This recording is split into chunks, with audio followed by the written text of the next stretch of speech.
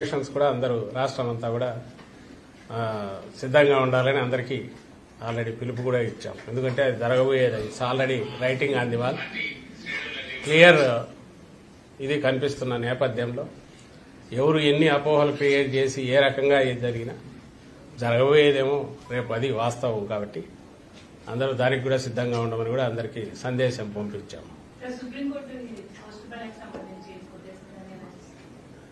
Supreme court కొట్టేసినంత మాత్రాన అది వాళ్ళు చేసిన తప్పు అయితే తప్పు కాకుండా పోదు. క్లియర్ మేము కామన్ సెన్స్ ఉన్న చిన్నపిల్లల్ని అడిగినా చెప్తారు.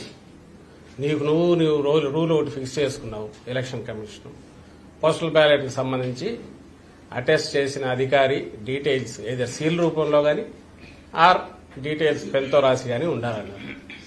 ఎందుకన్నారు? ఒక ఉద్యోగి ఎక్కడో పోయి పనిచేస్తుంటే అక్కడ చేసిన అతని వివరాలు తెలియకుండా ఊరికి సంతకం ఉంటే అది ఎవరి సంతకం కూడా తెలియదు. ఇది లాస్ట్ జూలైలో రిలీజ్ అయిన వాళ్ళ గైడ్ లైన్స్.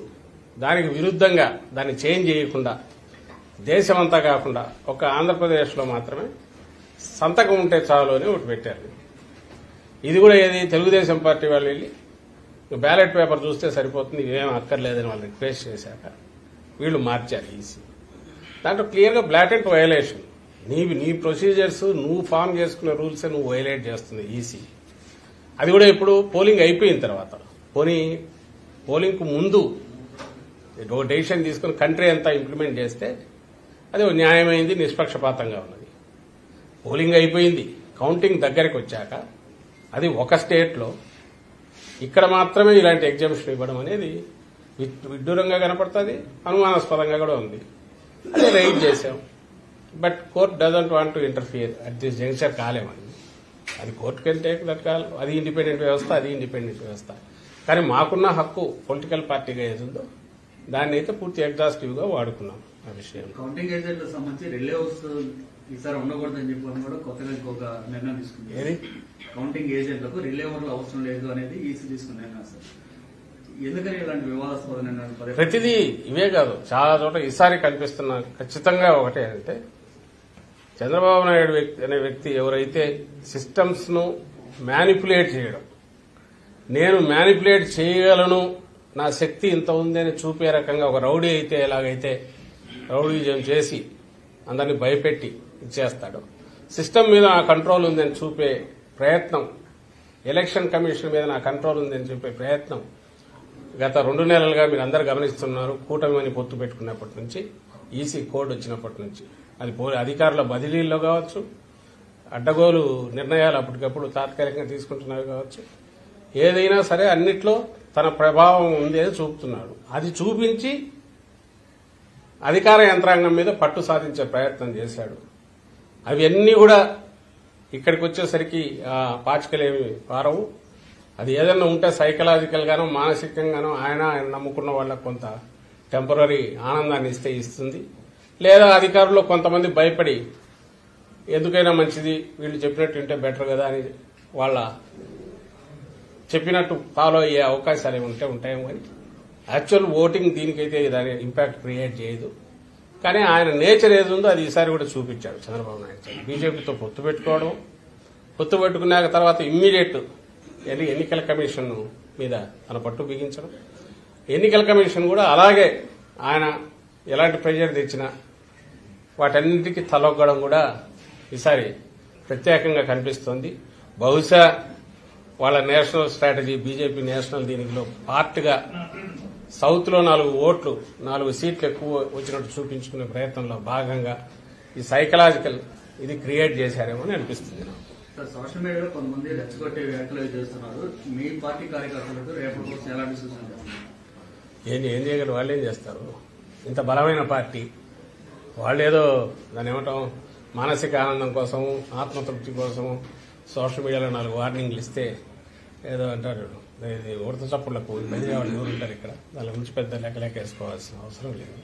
బట్ ఓవరాల్ నేనైతే వీఆర్ వెరీ కంఫర్టబుల్. మళ్ళీ చెప్తున్నాం, బ్రహ్మాండమైన మెజార్టీతో రేపు మళ్లీ జగన్మోహన్ రెడ్డి గారు రెండోసారి ప్రమాణ స్వీకారం చేయబోతున్నారు అనుకున్నట్టు.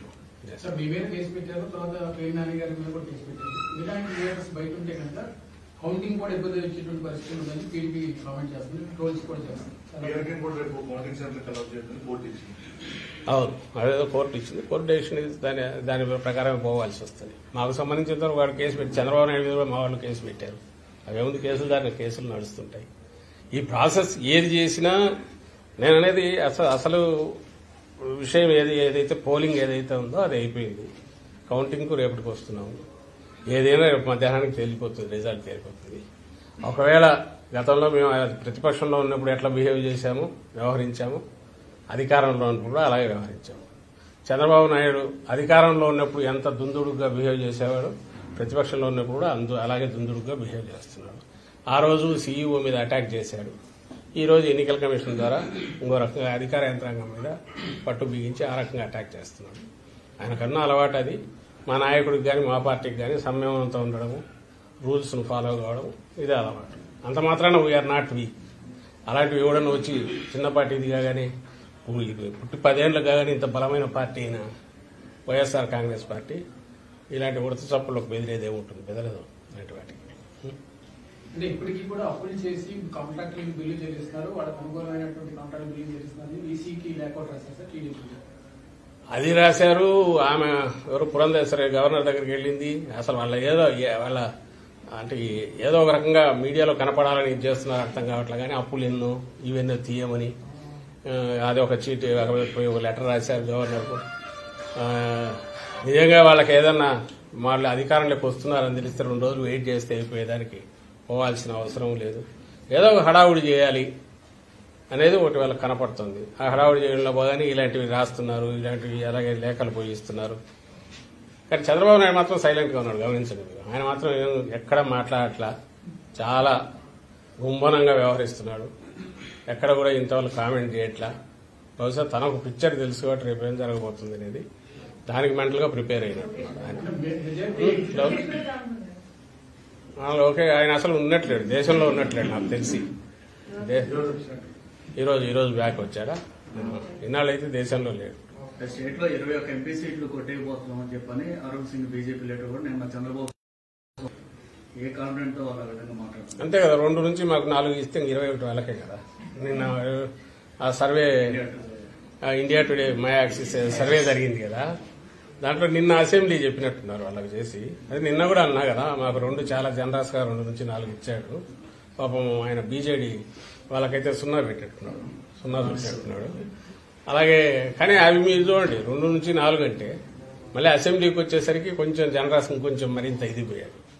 కానీ అసెంబ్లీ లెక్కలే మీరు చూస్తే మై యాక్సిస్ అనే దాంట్లో మరి జనసేనకు ఎవరో నాకు మార్నింగ్ గుర్తు చేశారు, 7% ఓట్ షేర్ ఇచ్చాడు. జనసేన పోటీ చేసింది 21 సీట్లలో. 21 సీట్లలో 7% ఆఫ్ టోటల్ పోల్డ్ ఓట్స్ అంటే వాళ్ళకు ఆ 21 సీట్లలో 61% వాళ్ళకు పోల్ అయిండాలి. అంటే 21 సీట్లలో 61% పోల్ అయితే అది టోటల్ ఓట్స్ లో 7% అవుతుంది.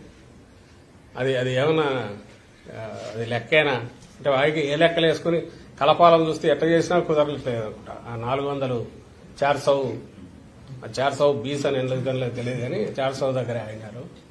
అక్కడికి పోవడం కోసం స్ట్రెచ్ చేసిన దాంట్లో మన ఏపీలోనే చూస్తే వైఎస్ఆర్ కాంగ్రెస్ పార్టీకి 44% ఓట్ షేర్ ఇచ్చాడు. సీట్లు ఎన్ని ఇచ్చాడా? 55 నుంచి 77 ఇచ్చాడు. 42% వచ్చినోడికి ఎన్ని ఇచ్చినాడు? టీడీపీకి నాకు గుర్తుండి 78 నుంచి 96 ఏమో ఇచ్చినట్టున్నాడు.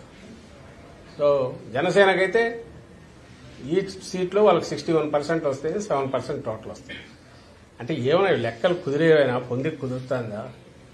దానికి ఏమన్నా ఒకందుకు థ్యాంక్స్ చెప్పాల్సింది ఏంటంటే వాళ్ళ ఆ ఫిగర్స్ ఇచ్చిన చూసి జనం నవ్వుకునేట్టున్నాయి కాబట్టి పెద్ద దానిల మీద అంత మాట్లాడాల్సిన అవసరం లేదు. దాన్ని చూసి వీళ్ళు నిన్నటి నుంచి సంబరాలు చేసుకుంటున్నారనేది మా దృష్టికి వచ్చింది. నేను నిన్న అన్నట్టు ఈరోజు చేసుకోవచ్చు, రేపు పొద్దుంతో 8:30 9 వాళ్ళ దుకాణం బంద్ అయిపోతుంది.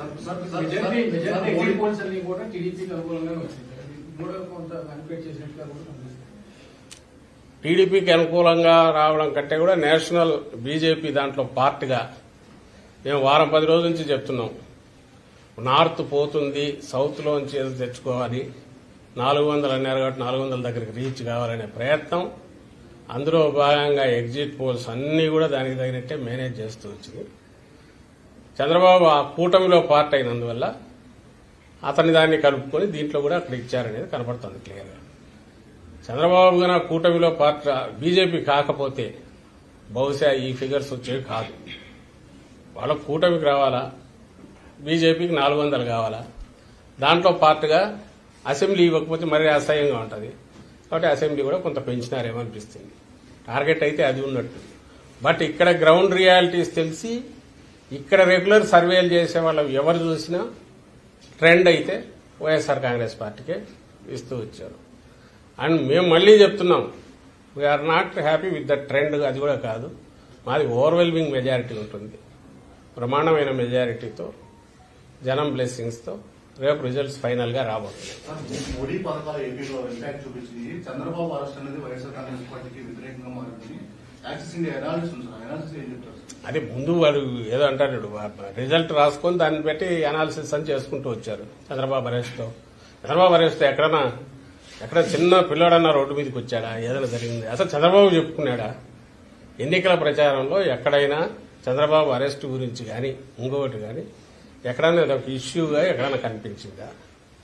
ఇవన్నీ కూడా మీరు మనందరం దీనికి సాక్షులం.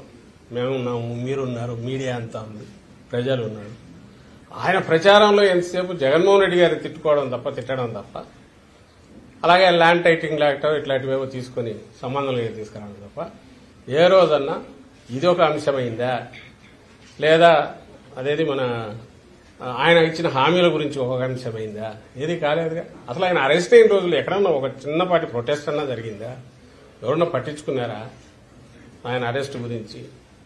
అదే రెండవది, అది సిస్టమ్ చేసిన అరెస్టు, కోర్టు విధించిన రిమాండ్, దానికి సంబంధించి ఎందుకు అవుతుంది? ప్రజలు దీన్ని ఎందుకు చూపిస్తారు?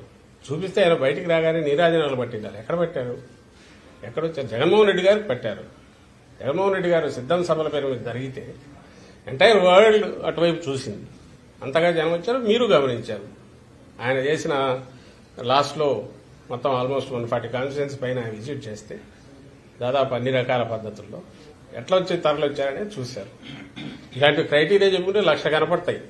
ఎందుకు జగన్మోహన్ రెడ్డి గారి పట్ల ప్రజలు సానుకూలంగా ఉన్నారు, వైఎస్ఆర్ కాంగ్రెస్ పార్టీ పట్ల అని చెప్పడానికి ఒక 100 ఇవి కనిపిస్తాయి.